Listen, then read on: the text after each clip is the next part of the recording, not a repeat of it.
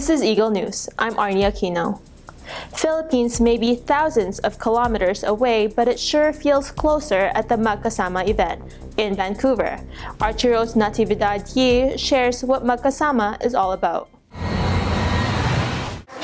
Magkasama means come together in the Filipino Tagalog language, and many Filipinos have gathered together to share their influence in the community. Magkasama 604, a modern Filipino market, has brought together vendors from all corners of Vancouver to highlight Filipino cuisine, arts, and culture in the city. Launched by Layunin, a Filipino pop-up restaurant, and Shameless Buns, a Filipino food truck, the event featured over 24 entrepreneurs serving Filipino-inspired food, drinks, art displays, and many more. Event organizer Andrew Alojado shared the significance of bringing the modern-day Filipino market to the community. And I feel like in the last 20-something years, our community kind of slipped off and has been doing their own thing. And not only that, the Filipino community, when they do events, people like me, who's a little bit younger, I don't hear about them. So I wanted to do something on a bigger scale that promotes local businesses, local Filipinos who are just creating a name for themselves. They were talking about this market and what it really meant to them and how it means for their community. There are about 150,000 Filipinos living in Vancouver, making up almost 20% of the Filipino population in Canada.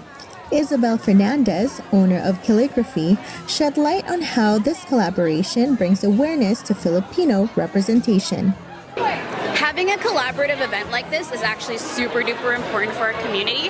Filipinos make up a huge chunk of the population here in the greater Vancouver area, but it's actually one of the only communities that doesn't have its own community resource center.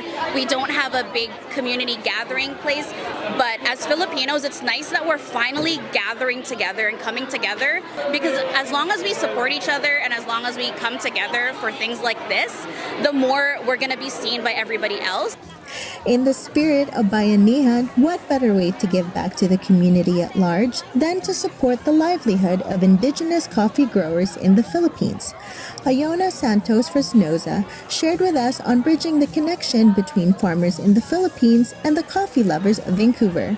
So my business is called Kape. It's a Philippine word for coffee, and we're a social enterprise that helps indigenous women farmers in promoting their coffee.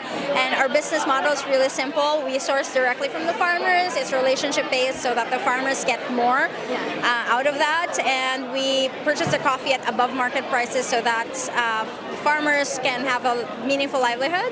And we get their coffee in small batches and roast it here in East End. And coffee as a means to bridge culture and bring about meaningful conversations. A taste of the Philippines is not far with scrumptious favorites like ensaymada, now available in Vancouver.